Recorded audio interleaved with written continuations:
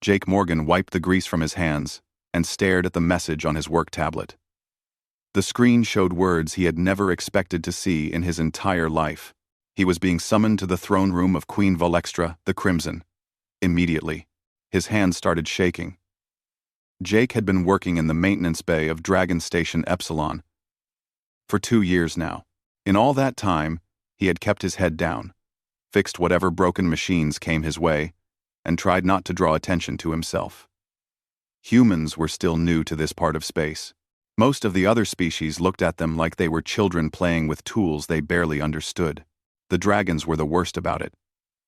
They ruled 3 entire solar systems and had been traveling between stars for thousands of years before humans even invented the wheel. They were massive, powerful, and absolutely convinced of their own superiority. Jake had learned quickly to stay out of their way. He looked around the maintenance bay.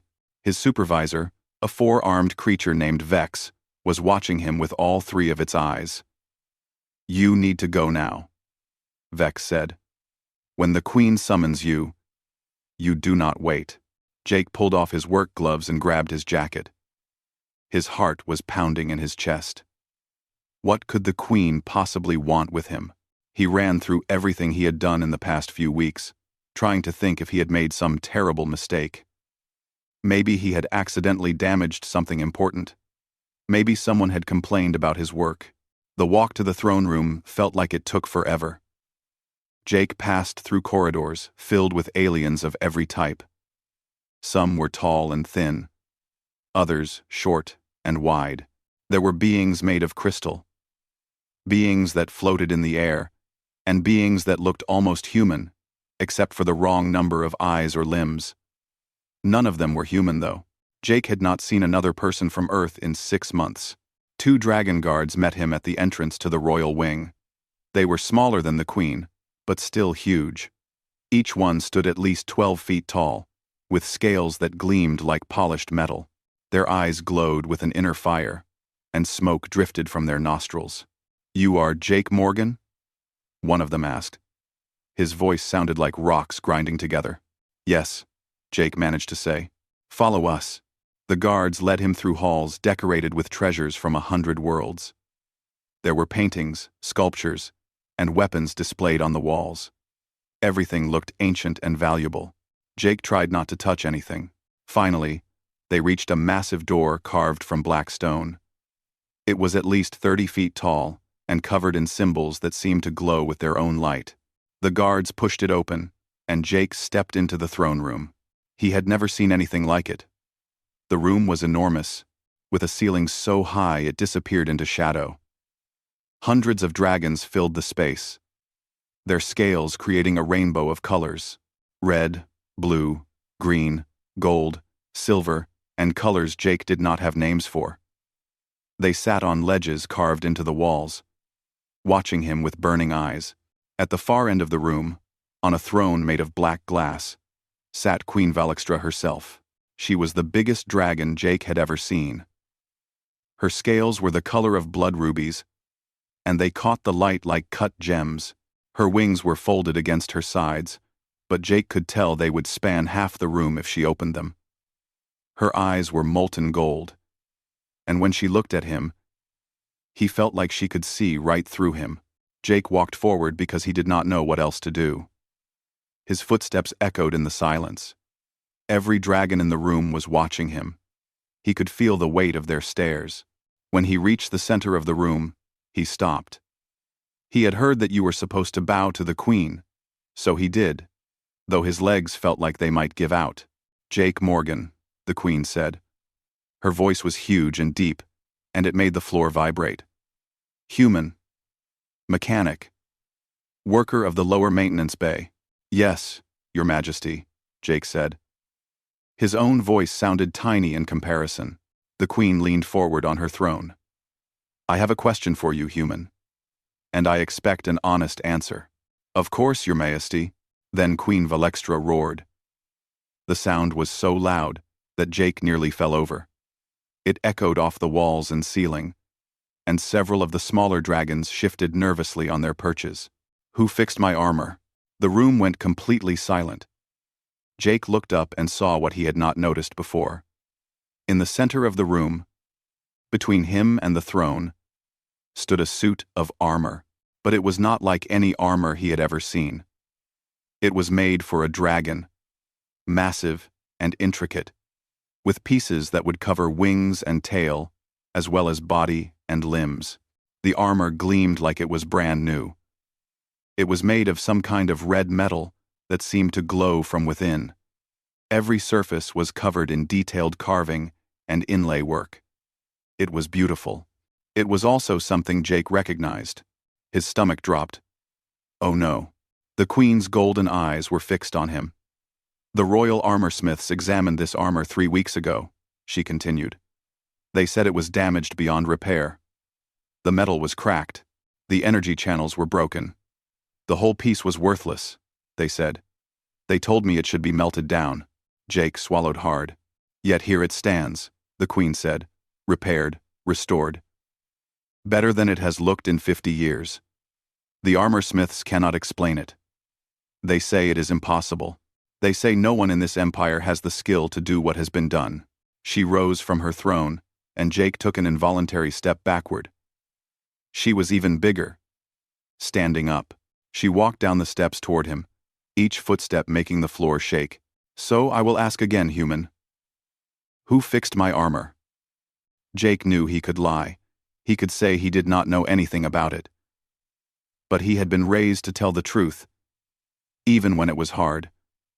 Especially when it was hard. His grandfather had taught him that. He took a deep breath and stepped forward. His voice was shaking, but he spoke clearly enough for everyone to hear. I did, Your Majesty. The reaction was immediate. Dragons all around the room started hissing and growling. Several of them rose to their feet. Jake heard phrases in the dragon language that he did not understand, but the tone was clear.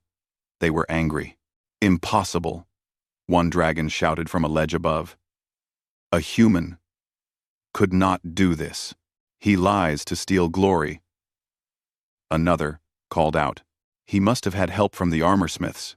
Queen Volextra raised one clawed hand, and the room fell silent again.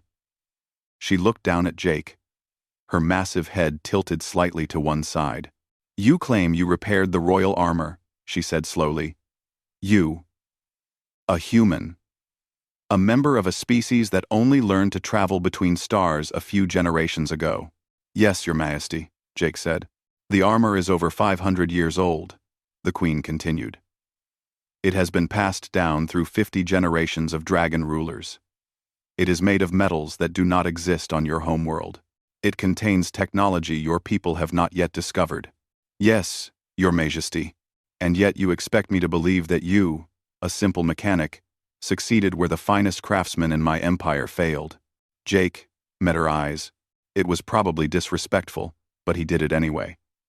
I do not expect you to believe anything, Your Majesty, but you asked who fixed your armor. The answer is me. I did it. The Queen stared at him for a long moment. Then, to Jake's surprise, she smiled. It was not a comforting expression on a dragon. All those teeth. Tell me how, she said. 3 weeks earlier, Jake had been working the night shift in the lower maintenance bay. He preferred nights. Fewer people around meant fewer chances for someone to criticize his work or remind him that humans did not really belong in dragon space. The maintenance bay was huge, filled with broken equipment from all over the station. Engines, power cores, weapon systems, life support units. If it broke, it ended up here. Jake's job was to sort through it, figure out what could be fixed, and repair what he could. The rest went to the scrap pile. Around midnight, a transport crew had dumped a new load of material in his section.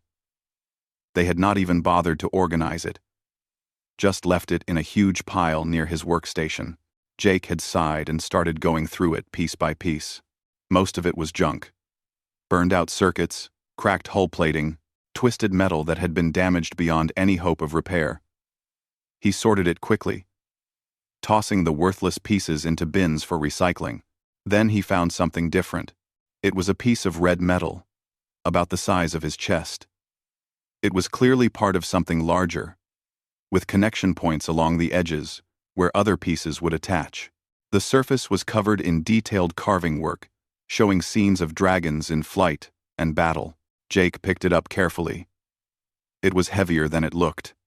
The metal felt warm to the touch, almost alive. There were cracks running through it, and some of the carved details were damaged. But underneath the damage, he could see the quality of the work. This was not scrap. This was art. He set it aside and kept digging through the pile.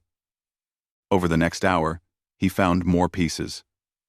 A shoulder guard, part of a chest plate, sections that looked like they were meant to protect a tail. Each piece was damaged, but each piece was also clearly made by someone who knew what they were doing. Jake stood back and looked at all the pieces he had found. His grandfather had taught him to restore old cars back on Earth. Jake had spent his teenage years in a garage, learning how to bring dead engines back to life and make rusted metal shine again. He recognized good craftsmanship when he saw it. Whoever made this armor had been a master. He knew he should probably report the find. The pieces were clearly valuable. But he also knew what would happen if he did. Some dragon official would come down, look at the damaged pieces, and order them destroyed. They would say the armor was beyond repair and not worth the effort. Jake had seen it happen before with other items. The dragons had so much wealth, so much technology, that they did not value things the way humans did. If something broke, they just made a new one. But Jake could not stand to see good work destroyed. Not when there was a chance to save it. He made a decision. He would try to fix it. If he succeeded, he would report it. If he failed, no one would ever know he had tried. That night, after his shift ended, Jake stayed in the maintenance bay. He cleared a workspace and laid out all the pieces of armor he had found. There were 15 pieces in total, each one damaged in different ways. He started with the smallest piece, a section of scaled plating meant to protect a dragon's foreleg. The metal was cracked down the middle, and the energy channels that ran through it were broken. Jake examined it under a magnifying lens. The crack was clean, which was good. The metal itself was something he did not recognize, but it had properties similar to titanium alloy. The energy channels were more complicated. They seemed to work like electrical circuits, but they used some kind of power source he did not understand. He decided to start with the crack. Back on Earth, his grandfather had taught him how to weld, and Jake had always been good at it. He set up his welding equipment and got to work. The metal was difficult. It did not respond to heat the way normal materials did. Jake had to adjust his technique, using lower temperatures and slower passes. It took him 3 hours to seal the crack, and when he was done, his eyes hurt from the intense focus. But it worked. The crack was sealed, and the metal looked almost as good as new. The energy channels were harder. Jake studied them for days, trying to understand how they worked. He ran tests, measuring the flow of energy through similar systems on the station. He read technical manuals written in 3 different alien languages, using translation software that barely worked. Finally, he figured it out. The channels worked like circuits, but instead of electricity, they carried some kind of directed energy field. When the channels were complete, they strengthened the armor and allowed it to absorb impacts. Jake could not rebuild the exotic materials that made up the original channels, but he could create something similar using standard electrical wire and a few components from the maintenance bay's supply room. It would not be as good as the original, but it might work. He spent a week on that first piece. When he was finally done, he tested it by hitting it with a hammer. The armor held. The energy channels glowed faintly, distributing the impact across the entire surface. Jake smiled. It worked. He moved on to the next piece, and then the next. Each piece taught him something new about how the armor was built. He learned to work with the strange metal, learned to shape it and polish it.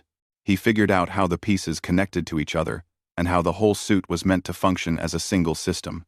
Some of his solutions would probably seem primitive to the dragon armorsmiths. He used basic welding techniques that were hundreds of years old by Earth standards.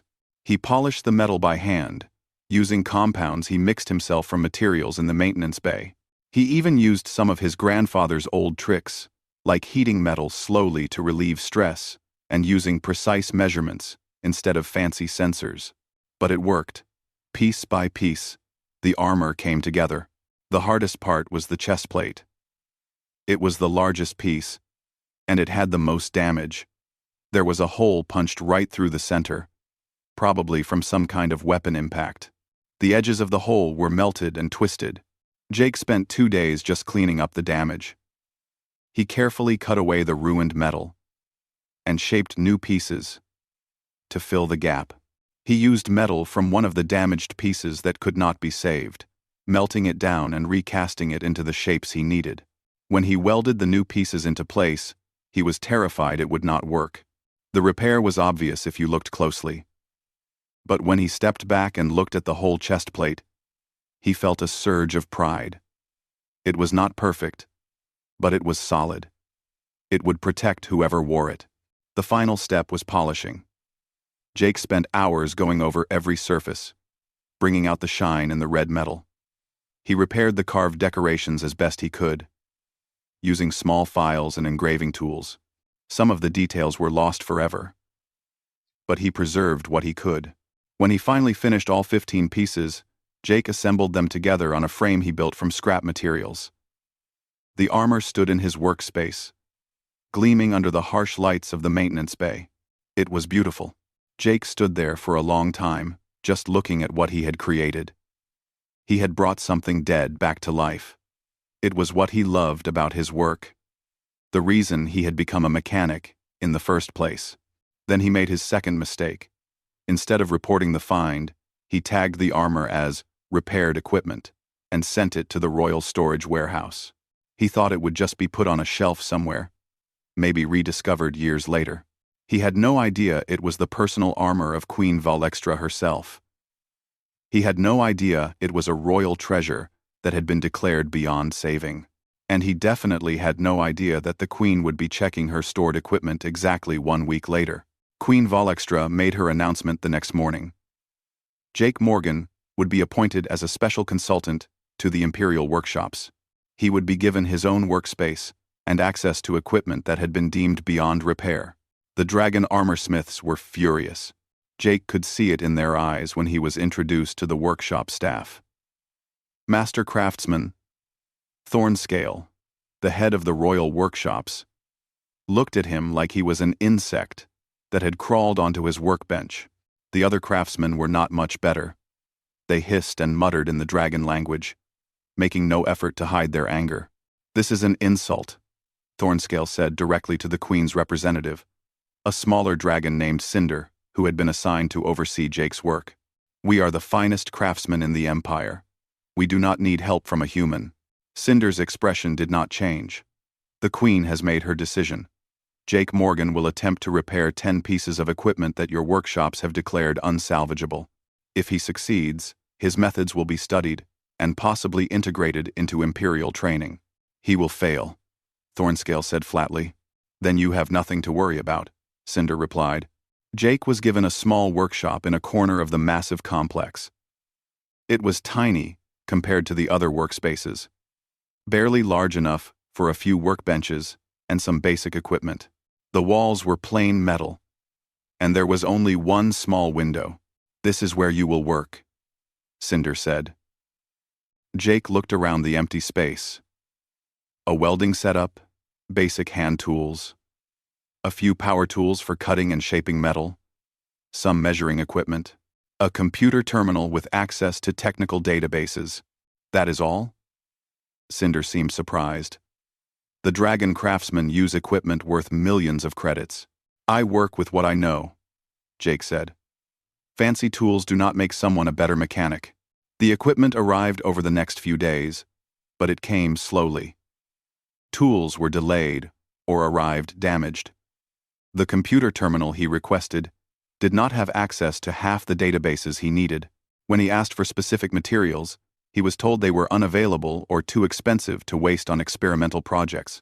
Jake realized quickly that he was being sabotaged. The dragon craftsmen wanted him to fail.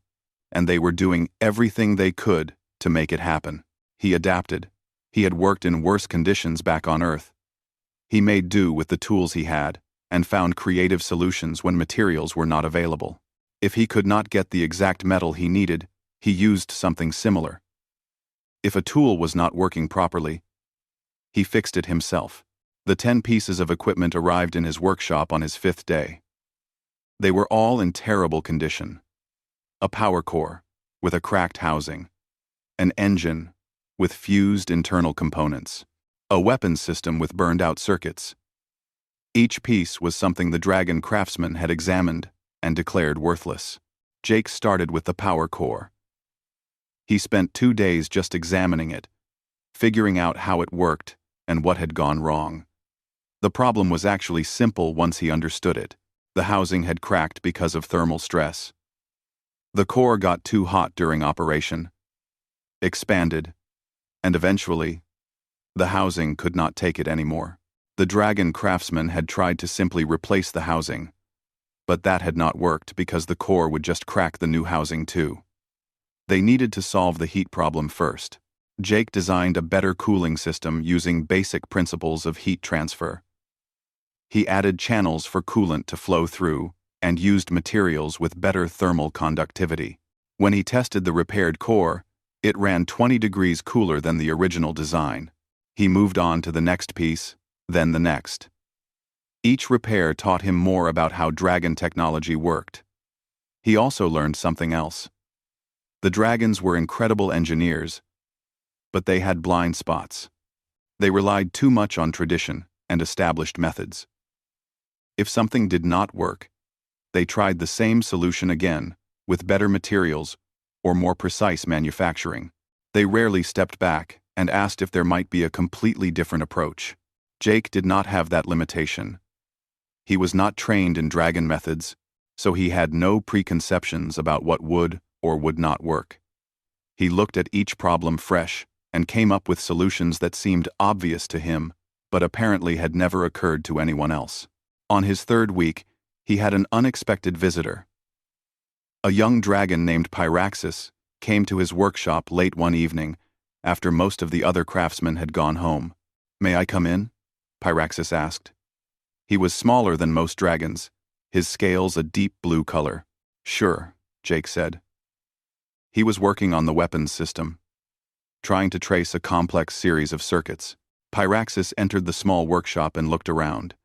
His eyes landed on the power core Jake had already repaired. "I heard you fixed that," the master craftsman said. "It was impossible." "It was not impossible," Jake said. "It just needed a different approach. May I see your work?" Jake showed him the modifications he had made. Pyraxis examined them carefully, asking questions about why Jake had made certain choices. His questions were good ones, showing that he actually understood the engineering principles involved. "This is clever," Pyraxis said finally. "You solved the heat problem instead of just trying to make the housing stronger. Seemed like the logical thing to do."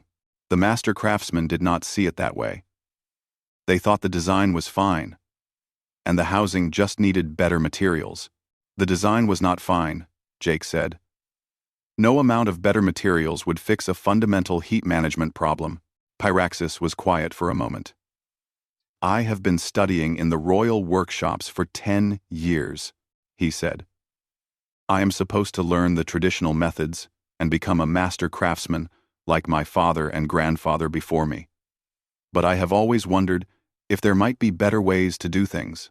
"Asking questions like that can get you in trouble," Jake said. "Yes. The master craftsmen do not like it when I suggest improvements to traditional designs. They say, I am disrespecting the knowledge of our ancestors." Jake understood that feeling. "Back on Earth, my grandfather taught me to work on old cars, classic vehicles from the 20th century. Some people said we should only use original parts and original methods to restore them. But my grandfather said the goal was to make the car run well, not to worship the past. If a modern part worked better, we used it." "Deans, I like that philosophy," Pyraxis said. From that night on, Pyraxis became a regular visitor to Jake's workshop. He came after his official duties were done and watched Jake work. They talked about engineering principles, design philosophy, and the differences between human and dragon approaches to problem solving. Jake taught Pyraxis about modular design, the idea that systems should be built from interchangeable parts that could be easily replaced. He explained redundancy, having backup systems in case the primary ones failed. He showed Pyraxis stress testing methods and how to identify weak points in a design before they caused problems. Pyraxis shared his knowledge too. He explained how dragon energy systems worked and taught Jake about exotic materials that did not exist on Earth. He showed Jake dragon mathematical techniques for calculating structural loads and energy flows. Their collaboration produced results. Jake completed his repairs faster with Pyraxis's help. By the end of his first month, he had repaired 7 of the 10 pieces of equipment. Each repair was solid and included improvements to the original design. Word spread through the station. Engineers from other species started finding excuses to visit the Imperial workshops, hoping to catch a glimpse of the human who was doing impossible things. Some of them were brave enough to visit Jake's workshop directly. A spider-like alien named Clix asked Jake to look at a piece of equipment from her ship. Jake fixed it in 2 hours, using a technique he had learned from Pyraxis. Clix was so grateful she brought 3 of her friends the next week. A floating jellyfish creature brought a damaged environmental suit. Jake and Pyraxis worked together to repair it, combining human and dragon techniques in a way that made the suit better than new. More visitors came. The small workshop became a gathering place for engineers who were tired of being told there was only one right way to do things. They shared ideas, learned from each other, and started to see that collaboration could produce better results than isolation. But not everyone was happy about it. Master Craftsman Thornscale watched the growing activity around Jake's workshop with increasing anger. Every success Jake achieved was another blow to the pride of the traditional craftsman. The tension finally broke during Jake's 6th week. Thornscale arrived at the workshop with 5 other master craftsmen. They did not knock, just pushed the door open and entered. Jake was working on the last piece of equipment, the most damaged one. It was a navigation system from a warship, so thoroughly destroyed that it looked like it had been hit by an explosion. "You have completed 9 repairs," Thornscale said. His voice was cold. "The Queen believes this proves the value of your methods." "I just fix what is broken," Jake said. "You embarrass us," Thornscale replied.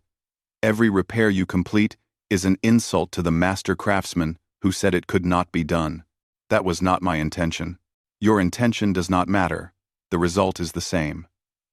Thornscale moved closer, his huge form filling the small workshop. "I am issuing a formal challenge.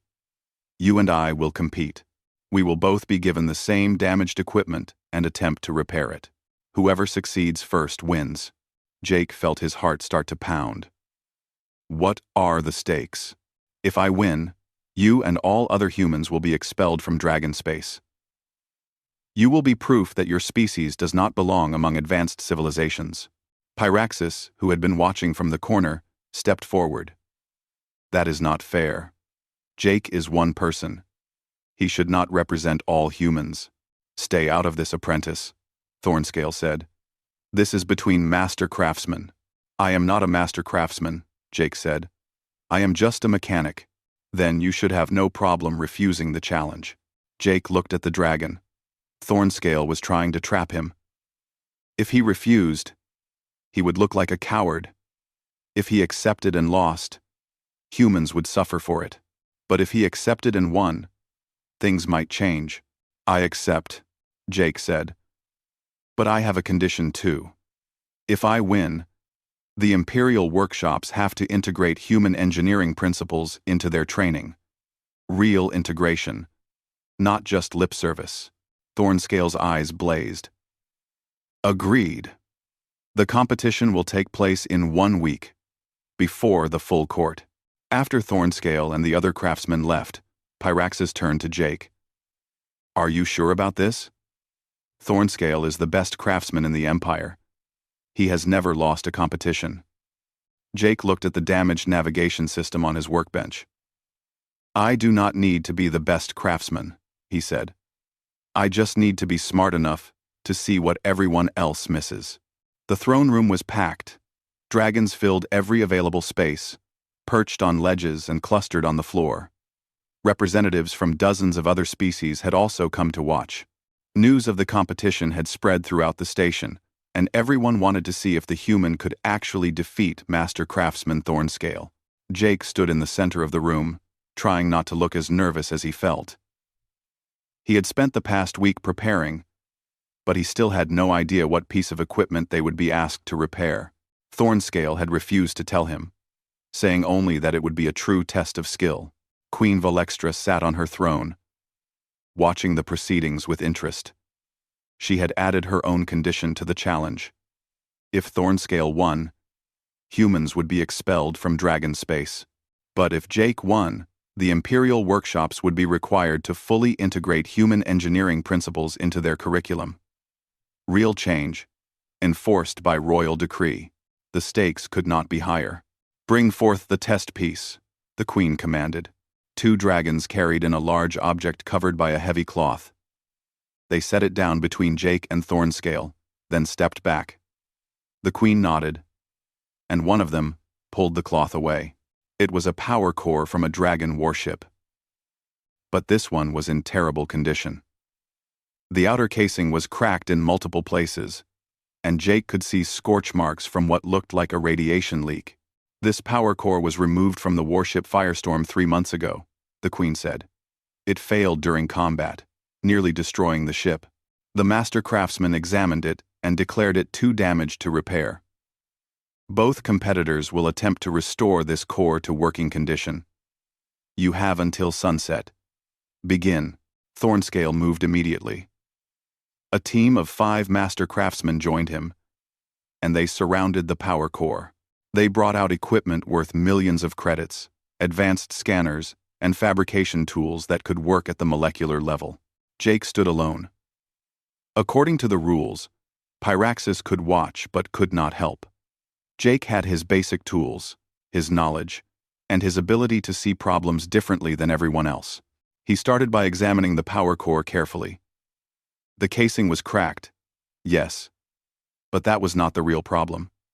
The cracks were just a symptom. He needed to understand what had caused the core to fail in the first place. Jake pulled out a small scanner and checked the radiation levels. They were higher than they should be, even for a damaged core.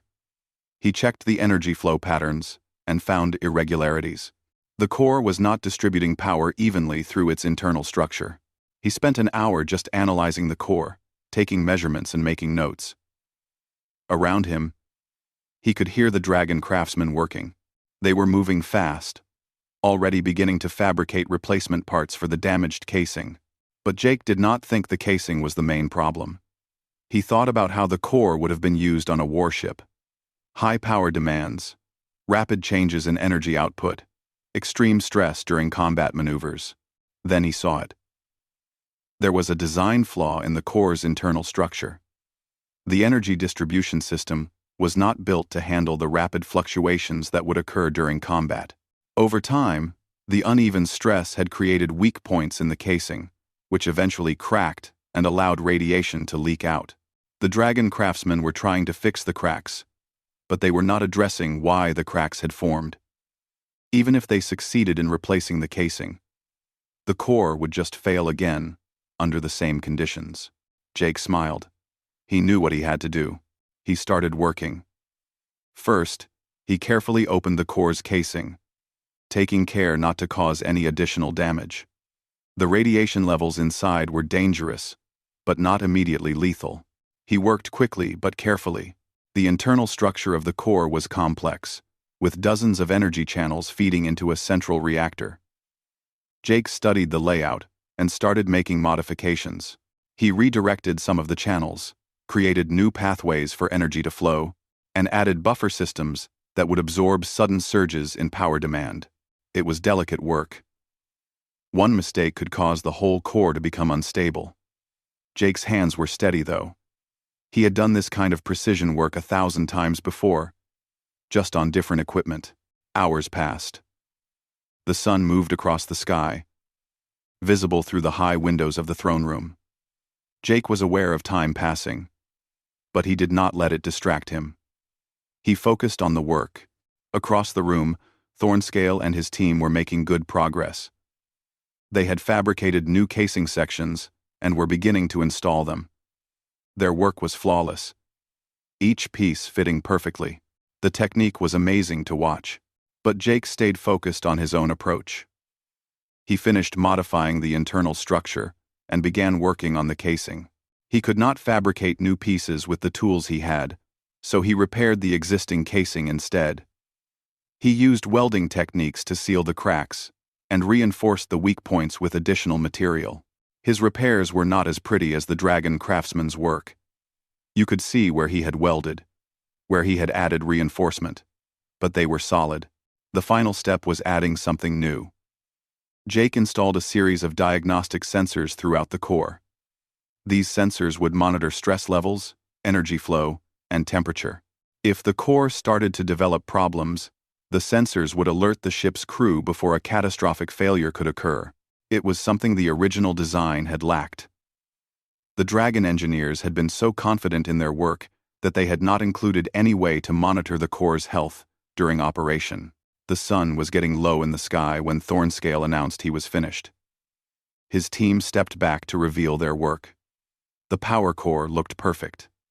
The new casing gleamed, and every surface was flawless.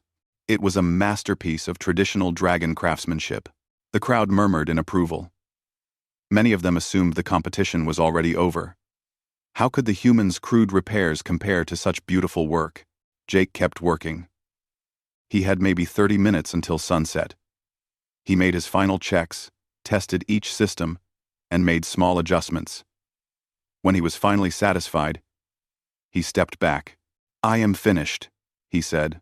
Queen Volextra rose from her throne. "Both cores will now be tested.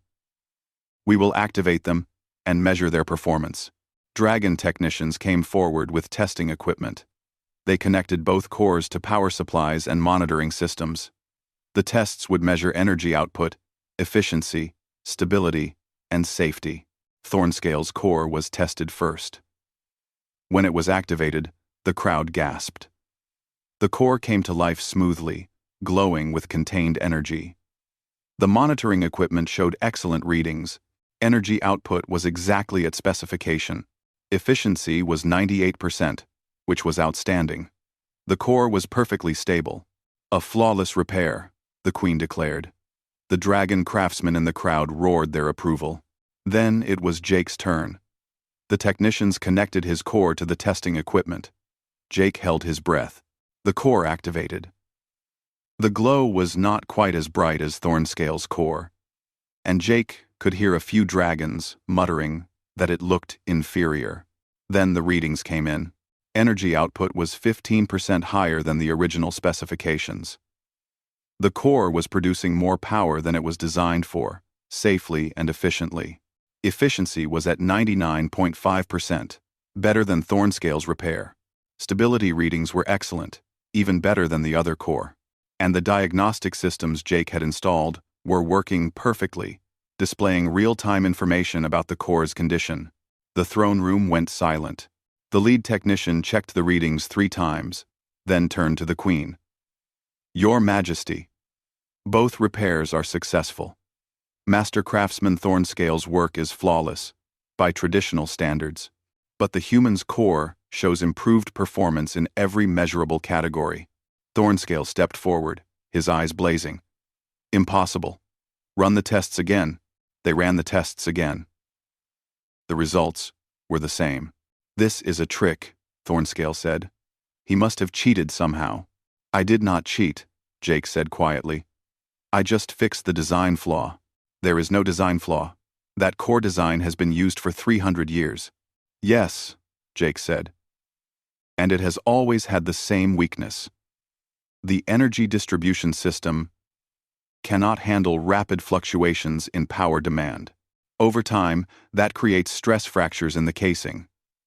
You repaired the damage perfectly, but the flaw is still there. Under combat conditions, your core will fail again within a year. You dare suggest that dragon engineers have been making flawed designs for 3 centuries? I am saying that no design is perfect, Jake replied.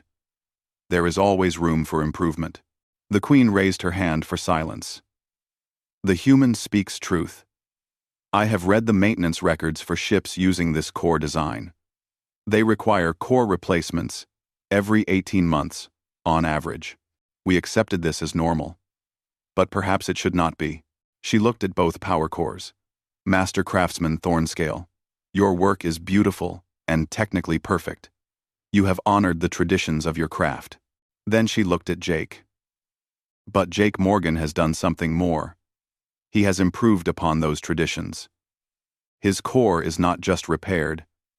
It is better than the original design, and his diagnostic systems will prevent future failures. The human wins this challenge. The reaction was immediate. Some dragons roared in approval. Others hissed in anger. Pyraxis was grinning so widely that Jake thought his face might split.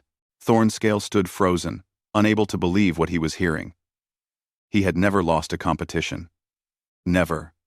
His pride, his reputation, his entire identity was built on being the best craftsman in the Empire. This is not fair, he said. His voice was shaking.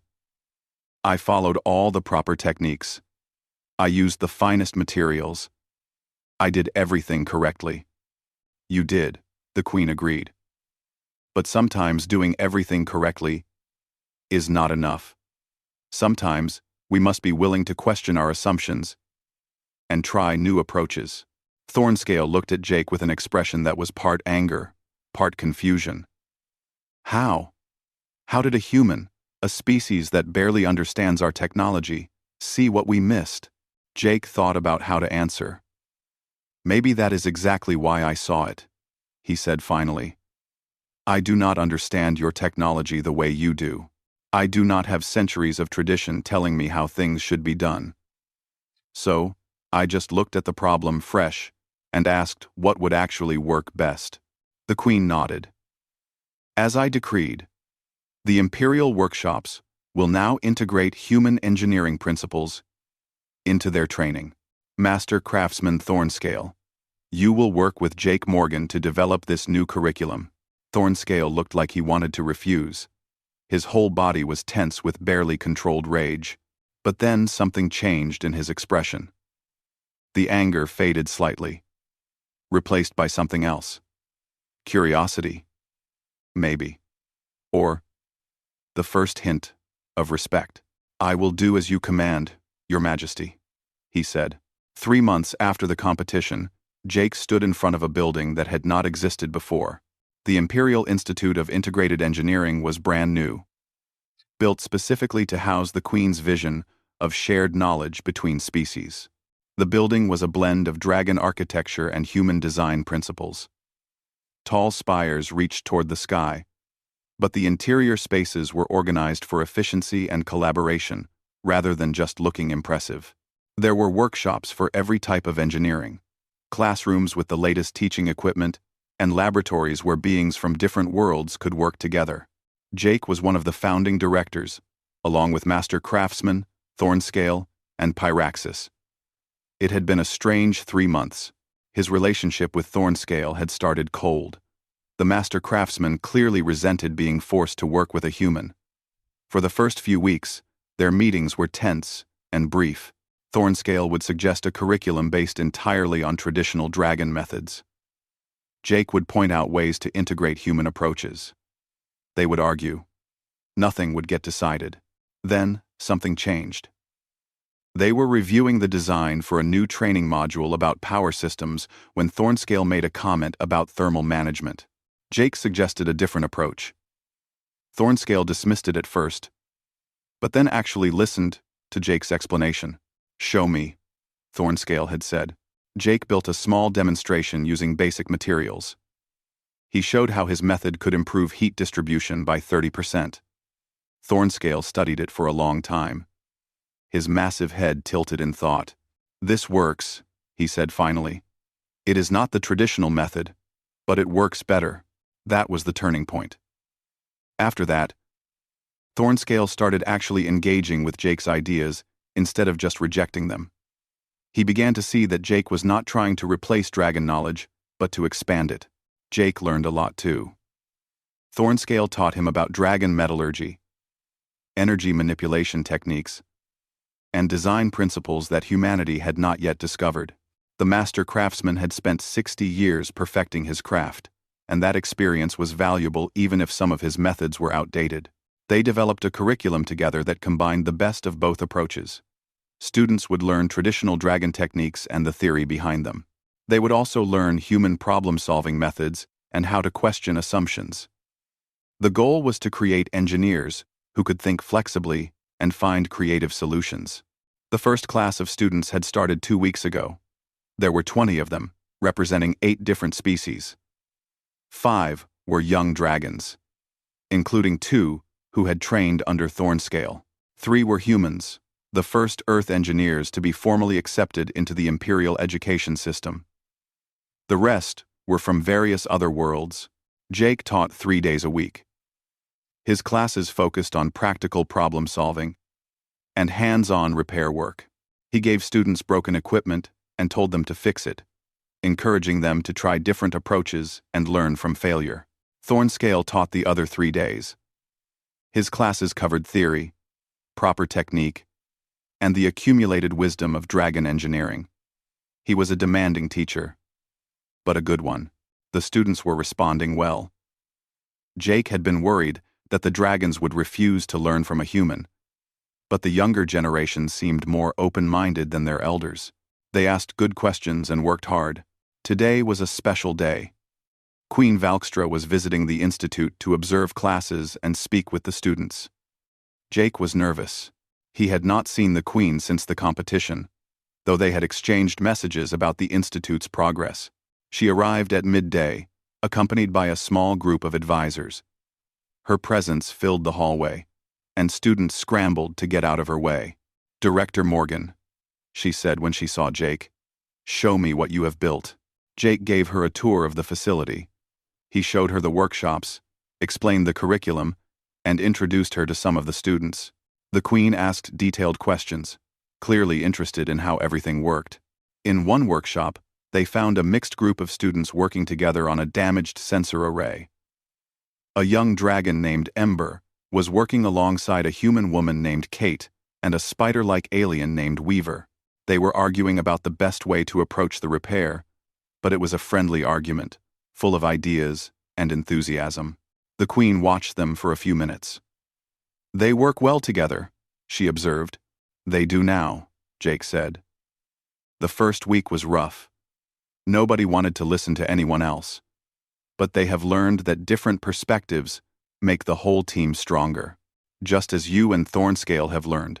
Jake smiled. "Yes, Your Majesty. Though it took us longer than it took them." The Queen's next stop was Thornscale's classroom.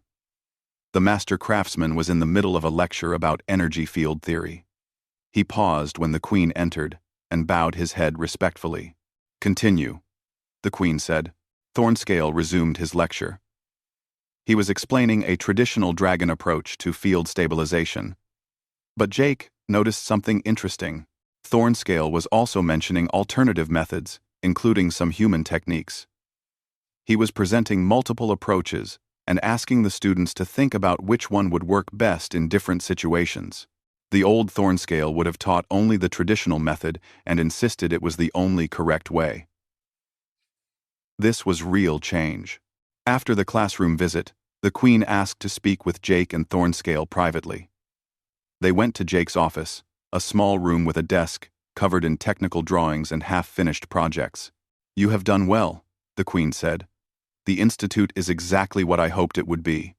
A place where knowledge is shared freely and old barriers are broken down." "Thank you, Your Majesty," Jake said. "However, not everyone shares my enthusiasm." The Queen's expression became serious. There is a faction of traditional nobles who view these changes as a threat to dragon culture. They believe that by learning from other species, we are admitting weakness. Thornscale nodded. "I have heard the whispers, Your Majesty. Some of my former colleagues say I have betrayed my craft. They are fools. The Queen said bluntly. Strength does not come from isolation. It comes from adaptation and growth. She looked at both of them. I am telling you this because you need to be careful. This faction is small, but they are wealthy and influential. They may try to sabotage the Institute or discredit your work. What should we do? Jake asked. Continue as you have been. Produce results that cannot be denied. Train engineers who are better than those educated in traditional methods. Success will be your best defense. After the Queen left, Jake and Thornscale sat in silence for a moment. She is right to warn us, Thornscale said. I know many of these nobles. They are dangerous when they feel threatened. Can they actually shut down the Institute? Not directly. The Queen's word is law. But they can make things difficult. Funding delays, political pressure, spreading rumors to damage our reputation. Jake thought about it. Then we need to make sure our students are so successful that nobody can ignore them. Thornscale smiled. It was still a bit frightening when a dragon smiled, but Jake had gotten used to it. I agree. Let us make engineers so skilled that the whole empire will want to hire them. Over the next few weeks, they pushed the students harder. More challenging projects, tougher problems to solve, higher standards for their work. The students responded by working harder and learning faster. Word of the Institute spread beyond Dragon space. Jake started receiving messages from engineering schools on other worlds, asking about the curriculum and teaching methods. Some wanted to set up similar programs. Others wanted to send their students to study at the Institute. Humanity was particularly interested. Earth's government contacted Jake directly, asking him to consider returning home to help establish a training program there. Jake was honored, but he declined. His work was here, building something new with the dragons. His personal life had changed too. He was no longer the lonely mechanic working night shifts in a maintenance bay. He had friends now. Real friends, from multiple species. Pyraxis visited him almost every day, and they had become as close as brothers. He ate meals with other instructors, played strategy games with students, and even attended social events at the royal court. Queen Valextra occasionally sent for him to discuss engineering problems or get his opinion on technical matters. Their relationship was professional, but warm. Jake never forgot that she was the ruler of an empire, but she also treated him as a valued advisor rather than just a subject. One evening, Jake was working late in his workshop when Pyraxis rushed in. The young dragon's scales were darker than usual, which Jake had learned meant he was worried. We have a problem, Pyraxis said. I just heard from a friend at court. The traditionalist faction is planning something. They are going to challenge the legitimacy of the Institute. On what grounds? They are claiming that teaching dragon students inferior methods amounts to sabotaging the Empire's future. They want the Queen to shut down the Institute and return to traditional training only. Jake felt his stomach drop. Can they actually make that argument? If they can prove the new methods are inferior, yes, they are demanding a demonstration. They want our students to compete against students trained in traditional methods. That could work in our favor, Jake said slowly. Our students are good, but they are still learning. The traditional students will have years more experience. Jake thought about it. What kind of demonstration are they proposing? A team challenge. Mixed groups of engineers will be given a complex problem to solve. Whichever team solves it first, and most effectively, wins. And if our students lose, the Institute gets shut down. Everyone goes back to the old ways. Jake walked to the window and looked out at the station. In the distance, he could see ships coming and going, carrying beings from hundreds of different worlds. The galaxy was changing, becoming more connected. The idea of going back to isolated, traditional methods seemed like stepping backward in time. We accept, Jake said. Tell them we will participate in their demonstration. Are you sure? The stakes are very high. Jake turned back to face Pyraxis. I am sure. Our students are ready. And even if they are not, some things are worth fighting for. Over the next 2 weeks, Jake and Thornscale prepared their students. They selected a team of 6, representing 4 different species. They ran practice scenarios and taught them to work together under pressure. The demonstration took place in the throne room, just like Jake's competition with Thornscale had. The room was packed again, with even more spectators than before. This time, the outcome would affect not just one person, but the future of engineering education in the Empire. The problem they were given was complex. Design and build a prototype power distribution system for a new class of warship. The system had to be efficient, reliable, and able to handle extreme combat stress. Both teams had 4 hours. Jake watched his students work. They started by discussing the problem together, sharing ideas, and building on each other's suggestions. The human student, Kate, proposed a modular design. The dragon, Ember, suggested using advanced materials. Weaver contributed knowledge about redundancy systems from her homeworld. They worked as a unit, each member contributing their unique perspective. The traditional team worked differently. They had more experience and moved with practiced efficiency. Their design was based on proven methods, refined and perfected. It was impressive to watch. But when time ran out and both designs were tested, the results were clear. The traditional design was solid and reliable, exactly what was expected. Jake's team's design was better, more efficient, more adaptable, and incorporating safety features that the traditional design lacked. The traditionalist nobles had no choice but to accept the results. The institute would continue. That night, Jake stood on a balcony overlooking the station. Thornscale found him there. "You should be celebrating," the master craftsman said. "I am," Jake replied. They stood together in comfortable silence, watching the stars. "I was wrong about you," Thornscale said eventually. "When you first arrived, I thought you were a threat to everything I valued. I see now that you were the opposite. You helped me remember what I valued in the first place." "What is that?" "Excellence. Real excellence. Not just following the old ways because they are old." Thornscale paused. "Thank you for that lesson, Jake Morgan." Jake smiled. "Thank you for teaching me about dragon craftsmanship. I have learned as much from you as you have from me." They returned to the celebration inside, where students and instructors from a dozen worlds were sharing food and stories. This was the future Jake had helped build, a future where species learned from each other, where knowledge flowed freely, and where a mechanic from Earth could stand as an equal beside the finest craftsman in the galaxy. He thought about the question Queen Valextra had roared 3 months ago. "Who fixed my armor?" Jake had stepped forward to answer, and that simple act of honesty had changed everything. He had fixed more than just armor. He had helped fix an empire's approach to knowledge and progress, and in doing so, he had helped fix the future.